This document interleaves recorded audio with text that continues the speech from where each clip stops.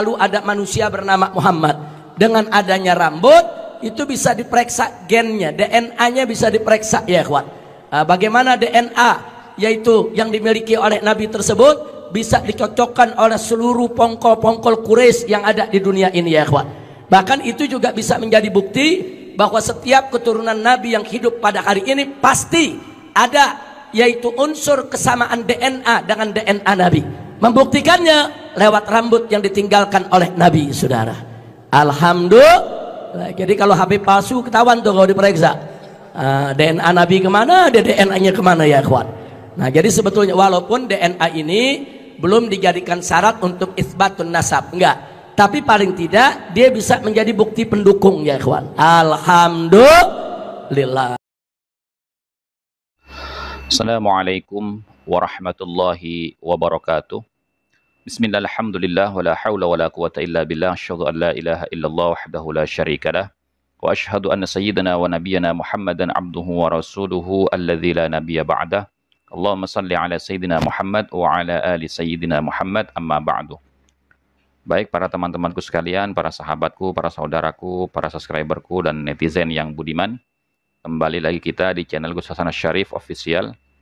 Pada kesempatan kali ini kita akan membahas tentang DNA, di mana di video sebelumnya kita sama-sama menyaksikan pemaparan dari Habib Rizik Syihab, yaitu Imam Besar Front Pembela Islam FPI, yang beberapa tahun yang lalu telah dibubarkan oleh pemerintah karena beberapa hal yang tidak sesuai dengan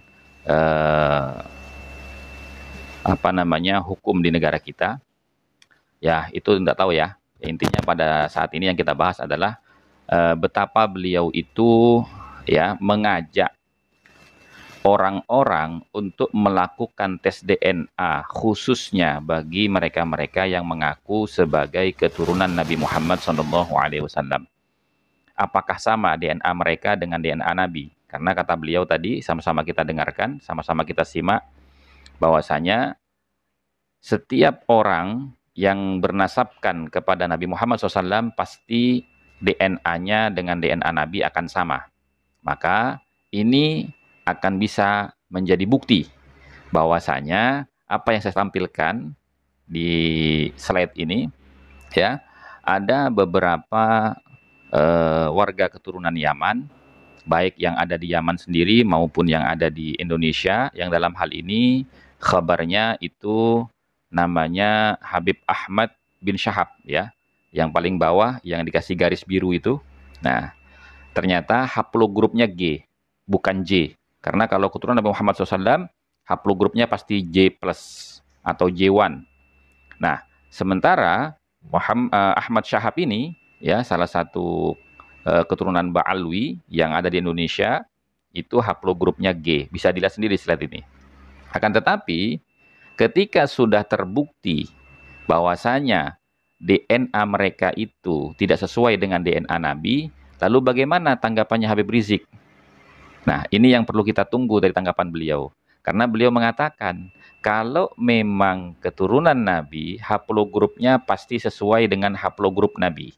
Memang DNA ini tidak bisa menjadi salah satu syarat untuk mengisbat nasab. Paling tidak bisa menjadi bukti pendukung, ini kata beliau ya. Nah, cuman setelah begitu banyaknya dzurriyyah Wali Songo ya, yang sudah melakukan tes DNA dan alhamdulillah mereka itu ternyata haplogrupnya sama dengan haplogrupnya Nabi Muhammad SAW, yaitu J+. Sementara kaum Ba'alwi ini ternyata setelah melakukan tes DNA baik secara sembunyi-sembunyi maupun secara terbuka seperti yang kita tampilkan di slide ini, yaitu Ahmad Syahab, ternyata haplogrupnya G. Tapi teman-teman perlu kita ingat ya, bahwasanya kita lahir dari rahim manapun, itu adalah takdirnya Allah Subhanahu wa Ta'ala, qadarnya Allah Subhanahu wa Ta'ala, di mana kita selaku umat Islam yang beriman diperintahkan untuk beriman kepada Allah Subhanahu wa Ta'ala yang dirangkum oleh Kanjeng Nabi Muhammad SAW dan dijelaskan oleh para ulama, yaitu rukun iman. Nah, ini berkaitan dengan rukun iman yang keenam. yaitu antu'mina bil qadari khairihi wa syarrihi. Kita harus beriman kepada Allah terhadap ketetapan takdirnya yang kita anggap baik maupun yang kita anggap buruk, ya. Kalau seandainya kita lahir dari rahim orang Yahudi itu kita anggap buruk, kita terima. Kan kita yang menganggap buruk, tapi Allah tidak pernah menganggap sesuatu yang baik itu buruk. Tidak pernah menganggap sesuatu yang buruk itu baik. Al-batil batil wal haq haq. Nah, itu ya. Jadi bukan masalah keturunan, tapi perilaku. Maka tadi saya baca di beberapa diskusi dengan teman-teman ya, bahwasanya kita harus berusaha belajar menyesuaikan diri untuk membedakan mana manusia, mana perilaku. Jadi ketika kita membahas perilaku seseorang, ya, kita tidak lepas untuk menghargai, menghormati, dan menjaga kehormatan si manusia ini. Yang kita kritik adalah perilakunya, bukan manusianya. Karena sejatinya manusia ini adalah makhluknya Allah Subhanahu wa Ta'ala dan masih keturunan Nabiullah Adam alaihissalam bersama dengan istrinya Ibu Hawa. Nah, demikian ya teman-teman. Tapi anehnya ketika sudah banyak dzurriyyah Wali Songo yang sudah melakukan tes DNA, ternyata haplogrup mereka itu sama dengan haplogrup Nabi J+, dan juga kaum Ba'alwi sudah banyak melakukan tes DNA, ya, ternyata haplogrupnya mereka meleset, tidak sesuai dengan haplogrupnya Nabi, di mana Ba'alwi ini haplogrupnya J, Nabi haplogrupnya G, Nabi haplogrupnya J, tidak sesuai. Artinya secara pembuktian DNA, Ba'alwi ini bukan keturunan Nabi Muhammad SAW seperti yang mereka klaim selama ini. Dan yang membuat aneh, ketika sudah banyak yang melakukan tes DNA, baik dari kalangan Wali Songo dan juga dari kalangan Ba'alwi, tiba-tiba ada Habib Hanif Al-Atos yang menjelaskan tentang keharaman melakukan tes DNA. Mari kita simak videonya. Amrun nasab, amrun syar'i. Urusan nasab perkara syariat. Buktinya apa? Walaupun walad zina secara biologis dia anak, tapi secara syariat nggak diakui. Nasab itu diakui bin fulan, bin fulan, min fulan, bin fulan. Domainnya domain syariat. Legal hukumnya dalam pandangan syariat adalah fikih. Fikih menentukan turuk itsbatin nasab. Nah, maka sekarang apa ya? Dibikin mulakbat ini belakangan ini dengan digaung-gaungkannya soal tes DNA. Saya nggak mau bahas soal secara saintifik, saya bukan ahli sains. Takhusus saya S1 saya di Al-Ahqaf jurusan syariat, bidang saya syariat, saya mondok dulu di Dalwa, bidang saya syariat, saya bukan sains bidang saya, ya. Tapi saya pengen baca ada qoror. Biar kita tahu nih, nentukan sesuatu tuh pakai metode sesuai dengan ilmunya. Ada qoror.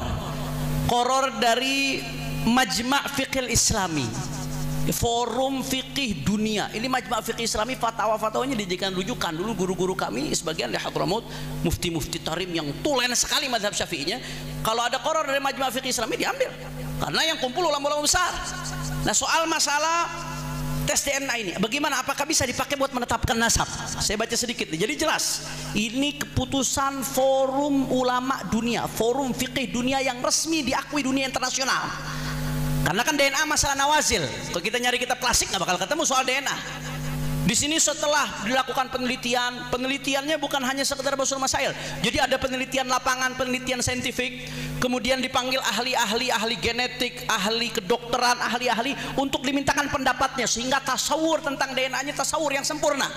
Karena nggak bisa kita tentukan hukum fikih tanpa tasawur yang benar. Ini bukan satu dua ahli, tapi forum berbagai ahli dari berbagai internasional, kalangan internasional, forum dunia. Setelah dikumpulkan kesimpulannya, akhirnya qorornya apa? Yang pertama, ya saya terjemahkan singkat saja, yang berkaitan langsung dengan nasab. Kalau untuk untuk penyidikan pidana dibenarkan sebagai salah satu qarinah, sebagai salah satu pendukung pidana. Yang kedua, ya, bahwasanya penggunaan nasab fi majalin nasab labudda an yuhat bi muntahal hadar wal hita was sirriyah. Lidzalika labudda an tuqaddama an-nusus wal qawaid asy-syar'iyyah 'ala al-basma al-wirathiyah. Penggunaan DNA, tes DNA di dalam urusan nasab itu harus betul-betul hati-hati dan sirriyah, rahasia. Bukan untuk diungkap ke publik. Kenapa? Walidzalika, karena itu kata beliau, labudda an tuqaddama an-nusus wal qawaid asy-syariah 'ala al-basmah wa rasiyah. Wajib mengedepankan nas dan kaidah-kaidah syariat daripada tes DNA. Jadi kalau ada menurut nas, menurut catatan udah jelas, nggak usah bicara DNA lagi, udah jelas saudara. Bahkan saya dengar tadi dari Kiai Ali Badri, katanya family tree-nya sendiri mengatakan kalau hasil ini bertentangan dengan catatan, ikutilah catatan keluarga Anda. Itu ada ternyata tadi saya dengar dari beliau katanya. Yang ketiga, ini penting nih, yang lagi rame, la yajuzu syar'an al-i'timad al-basmah wirathiyah fi nafyi nasab.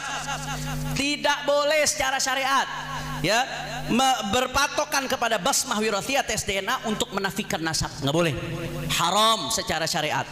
Yang keempat, saya singkat, la yajuz istikhdam al-basmah wirathiyah biqasdi ta'aqqud min sihhatil ansab tsabita syar'an.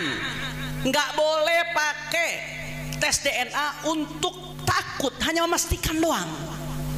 Takut memastikan min sihhatil ansab ats-tsabita syar'an. Nah, untuk memastikan nasab yang sabitah secara syariat, nggak boleh. Secara syariat nggak boleh. Jadi nasab udah sabit secara syariat, diakui oleh para nasabah, diakui oleh ulama-ulama, haram. Sekedar untuk memastikan saja haram, nggak boleh. Bahkan ini rekomendasi. Wa yajibu 'alal jihad al-mukhtassah man'uhu. Ya, wajib bagi jihad mukhtassah seperti pemerintah untuk melarang, keluarin undang-undang larang, wa fardul uqubat, untuk ngasih hukuman bagi siapa? Bagi mereka yang ngutak-ngatik nasab dengan tes DNA. Ini rekomendasi Forum Fikih Dunia. Kemudian beliau menyebutkan kapan saja boleh dipakai itu tes DNA untuk nasab. Ini ada beberapa surah diantaranya. Ya, contohnya kalau ada orang seperti orang lukoto, ada lakit ketemu di tengah jalan, nggak tahu anak siapa, itu boleh. Atau anak ketukar di rumah sakit karena langsung ke bapak, boleh. Tapi di luar itu nasab-nasab jauh nggak boleh, ikhwan, nggak boleh. Ini diantara yang hadir di forum ini siapa? Diantara yang hadir di forum ini ada Syekh Wahbah Zuhaili, Wahbah Mustafa Zuhaili, Syekh Yusuf Qaradawi, Syekh Muhammad Taqi Uthmani, mufti besar Pakistan. Kemudian di antara yang hadir ada Syekh Abdul Karim Zaidan, ulama-ulama besar, dan masih banyak lagi ulama-ulama yang hadir yang ikut memutuskan keputusan Forum Fikih Dunia seputar tes DNA. Maka saya harap jangan diacak-acak lagi. Ini urusan syariat, jangan dimain-mainin. Ya, ini urusan syariat, jangan dimain-mainkan. Kita akan tanggung jawab nanti di hadapan Allah Subhanahu wa taala. Ini saja yang saya sampaikan. Mudah-mudahan bermanfaat. Assalamualaikum warahmatullahi wabarakatuh. Nah, demikian ya teman-temanku sekalian, sudah kita saksikan bagaimana kontradiksi pendapat Habib Rizik Syihab yang tidak lain tidak bukan adalah mertua daripada Habib Hanif Alatas sendiri dengan pendapat Habib Hanif Alatas sendiri tentang masalah hukum DNA, di mana Habib Rizik mengatakan memang tes DNA itu tidak bisa menjadi syarat untuk menetapkan nasab seseorang. Akan tetapi tes DNA itu bisa menjadi bukti pendukung keabsahan silsilah nasab seseorang, ya. Nah, kemudian Habib Hanif ini tadi mengatakan bahwasanya haram melakukan tes DNA untuk mengisbat nasab atau membatalkan nasab. Nah, kenapa sekarang ini orang menggaung-gaungkan tes DNA gitu loh. Nah, mohon maaf, yang menggaung-gaungkan tes DNA itu muaranya dari siapa? Bukankah yang pertama kali menggaungkan tes DNA itu adalah mertua Anda sendiri, Habib Hanif, yaitu Habib Rizik Syihab, ya, sehingga terpancinglah ya keluarga Wali Songo untuk membuktikan DNA mereka. Ternyata setelah terbukti DNA mereka bersambung dengan haplogrupnya Nabi Muhammad SAW dan akhirnya diikuti baik secara rahasia maupun terbuka oleh beberapa kalangan Ba'alwi baik dari negara Yaman maupun Indonesia dan belahan dunia yang lain, ternyata haplogrup mereka tidak sesuai dengan Kanjeng Nabi, di mana haplogrupnya Kanjeng Nabi itu J+, sementara para Ba'alwi ini mayoritas haplogrupnya tidak sesuai dengan Nabi, yaitu G+. Bahkan bukan hanya mayoritas, semuanya gitu loh. Dari sekian banyak yang melakukan tes DNA. Nah, kemudian kalau memang DNA itu diharamkan, coba kita perhatikan pernyataan Anda sendiri bahwasanya tes DNA itu boleh dilakukan secara siri, secara rahasia. Kenapa harus rahasia? Itu alasan yang tidak masuk akal gitu loh. Kenapa harus rahasia untuk tes DNA? Memang tes DNA itu tidak bisa menetapkan nasab. Memang domainnya silsilah nasab itu adalah domain syariat karena berkaitan dengan firosyah. Anda mengatakan tadi bahwasanya ada Syekh Wahbah Az-Zuhaili, sementara Syekh Wahbah Az-Zuhaili sendiri itu mengkategorikan syarat mengisbat nasab itu ada 3. Yang pertama adalah al-firosyah, pernikahan yang sah. Ya. Nah, yang kedua itu ikrar, pengakuan, baik dari yang diakui maupun yang mengakui, baik dari anak ke bapak atau bapak ke anak. Gitu ya. Nah, yang ketiga adalah bil bayyinah, dengan bukti. Bukti data, sejarah, catatan nasab. Dan termasuk di antaranya bukti ini yang menjadi pendukung adalah tes DNA sesuai dengan apa yang dipaparkan oleh Habib Rizik, mertua Anda sendiri. Jadi Anda jangan membohongi masyarakat ketika orang-orang itu belum mengenal secara luas tentang DNA, mertua Anda mengusulkan untuk melakukan tes DNA untuk mengetahui dzurriyyah-dzurriyyah Nabi yang palsu, Habib-Habib yang palsu, mana yang asli. Ketika sudah banyak melakukan tes DNA dari kalangan Wali Songo maupun dari kalangan Ba'alwi, tiba-tiba Anda berbicara seperti itu. Lalu kemana Anda ketika mertua Anda sendiri Habib Rizik itu sedang memaparkan pendapatnya tentang DNA, di mana beliau sangat menganjurkan untuk DNA, untuk mengetahui sah dan tidaknya silsilah nasab tersebut.